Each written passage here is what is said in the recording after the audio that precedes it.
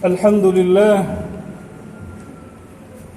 لله الأحد القهار الرحيم الغفار أحمده على فضله المدرار وأشكره على نعمه الغزار أشهد أن لا إله إلا الله وحده لا شريك له العزيز الجبار وأشهد أن محمدًا عبده ورسوله المصطفى المختار اللهم صل وسلم على سيدنا محمد وعلى آله الطيبين الأطهار وإخوانه الأبرار وأصحابه الأخيار ومن تبعهم بإحسان ما تعاقب الليل والنهار فيا أيها المسلمون أوصيكم بتقوى الله وطاعته فقد فاز المتقون كما قال الله تعالى في كتابه العزيز أعوذ بالله من الشيطان الرجيم بسم الله الرحمن الرحيم يا أيها الذين آمنوا اتقوا الله حق تقاته ولا تموتن إلا وأنتم مسلمون معاشر المسلمين وزمرة المؤمنين رحمكم الله. Alhamdulillah, di siang yang penuh berkah, di Sayyidul Ayyam, Yaumul Jum'ah, kita dikumpulkan oleh Allah Subhanahu wa taala di tempat yang mulia, di tempat yang berkah, di waktu yang berkah. Maka kita bersyukur kepada Allah Subhanahu wa taala atas nikmat yang Allah Subhanahu wa taala berikan kepada kita.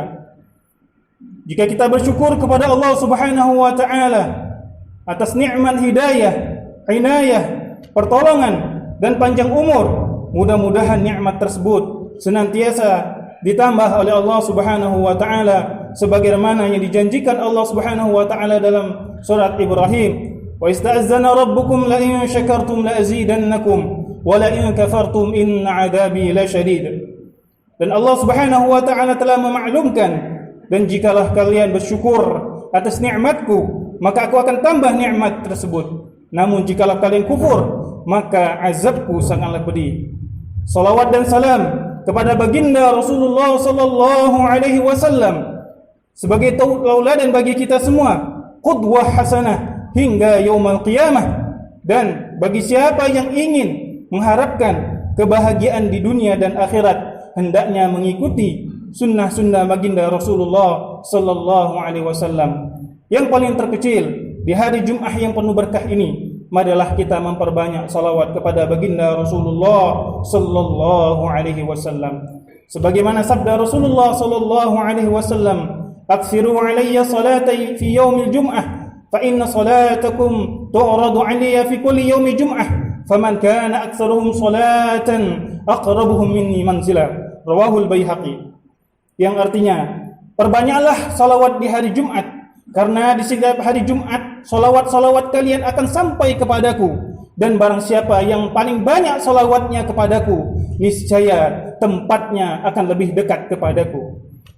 Khatib berwasiat kepada diri khatib dan kepada jamaah sekalian, marilah kita senantiasa meningkatkan ketakwaan kepada Allah Subhanahu wa taala, baik di kesendirian maupun di keramaian, baik dalam hati dan sanubari kita. Marilah kita senantiasa merasa bersama dengan Allah Subhanahu wa taala, bertakwa dengan sebenar-benarnya takwa sampai Allah Subhanahu wa taala memanggil kita semua.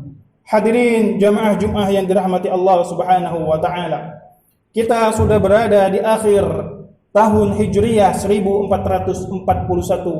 Itu artinya bahwa kita akan, kalaulah dipanjangkan oleh Allah Subhanahu wa taala umur kita, diberikan ketaatan oleh Allah Subhanahu wa taala, mudah-mudahan kita bertemu dengan tahun yang berikutnya 1442 Hijriah.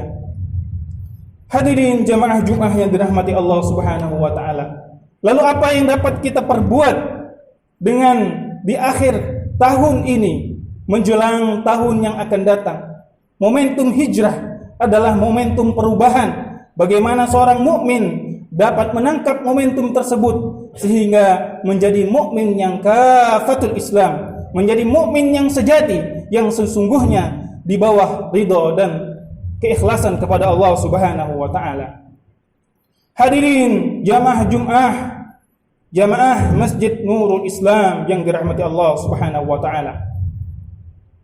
Dalam kitabnya Al-Imam Syekhul Islam Al-Imam Al-Ghazali, kitab Bidayatul Hidayah, menjelaskan bahwa momentum hijriah ini bisa kita laksanakan paling tidak ada 3 hal.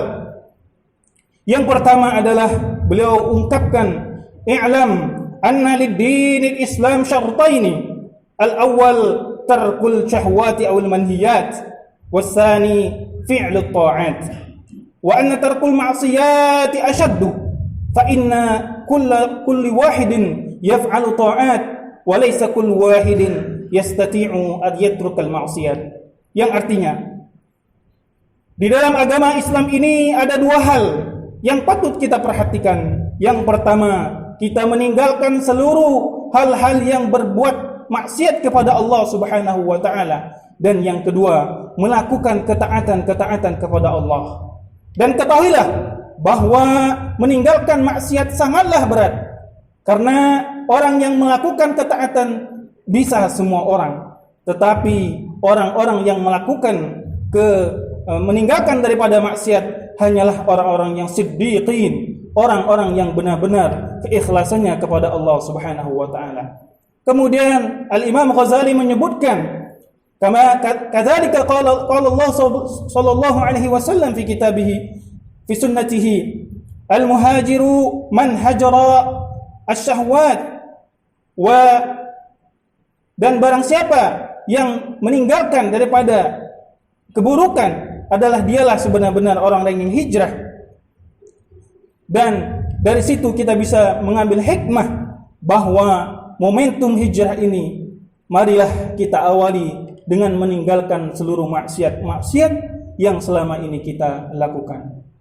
Mungkin orang lain tidak tahu, mungkin tetangga kita tidak tahu, tetapi Allah Subhanahu wa taala ya'lamu sirra wa akhfa, yang mengetahui yang rahasia dan yang disembunyikan.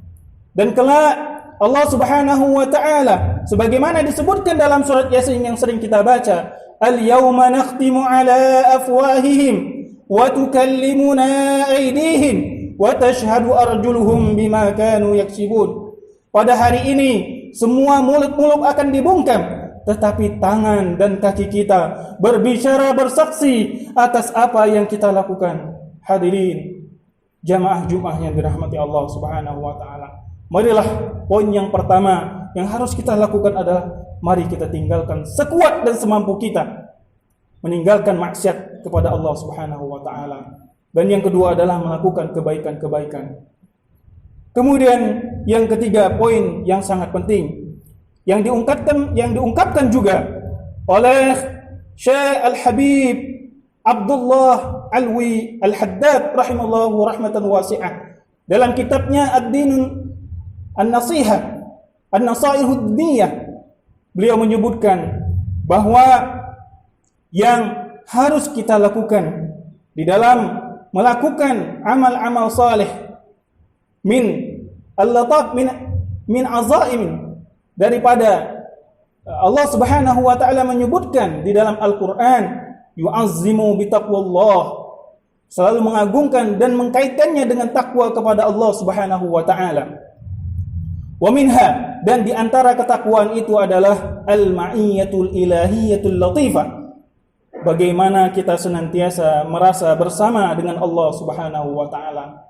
Ketika hadir rasa bersama dengan Allah Subhanahu wa taala, mudah-mudahan rasa ingin berbuat maksiat yang tadi kita ingin lakukan musnah, hilang, karena Allah Subhanahu wa taala ada di samping kita. Wa nahnu aqrabu minkum min hablil warid, dan kami lebih dekat daripada urat leher.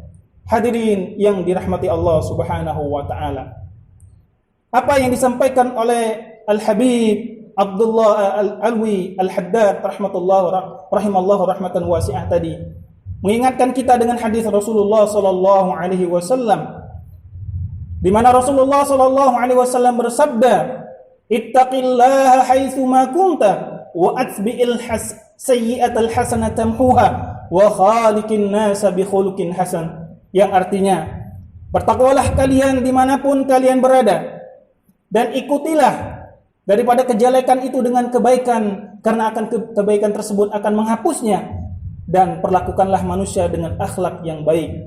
Rawahu Tirmizi, riwayat yang diriwayatkan oleh Imam Tirmizi. Hadirin jamaah Jumat yang dirahmati Allah Subhanahu wa taala. Ketiga poin ini mudah-mudahan bisa kita laksanakan dalam kehidupan kita sehari-hari. Memang berat kita lakukannya, tapi mudah-mudahan atas hidayah, pertolongan dari Allah Subhanahu wa taala, kita pun dapat melakukannya juga.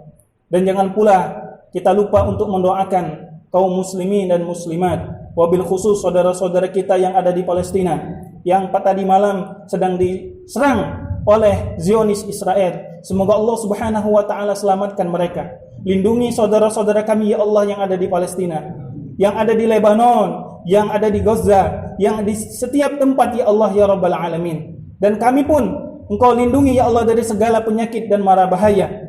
Dan wabil khusus kepada Habib kita, Habib Muhammad Rizik Syihab, mudah-mudahan Allah Subhanahu wa taala lindungi beliau dan keluarganya, dan bisa kemudian pulang ke Indonesia dengan selamat dan aman. Amin, amin ya Rabbal Alamin. Dan tidak pula kita lupa untuk mendoakan pengurus dan jamaah Masjid Nurul Islam. Mudah-mudahan Allah Subhanahu wa taala sehatkan bagi mereka yang sedang sakit.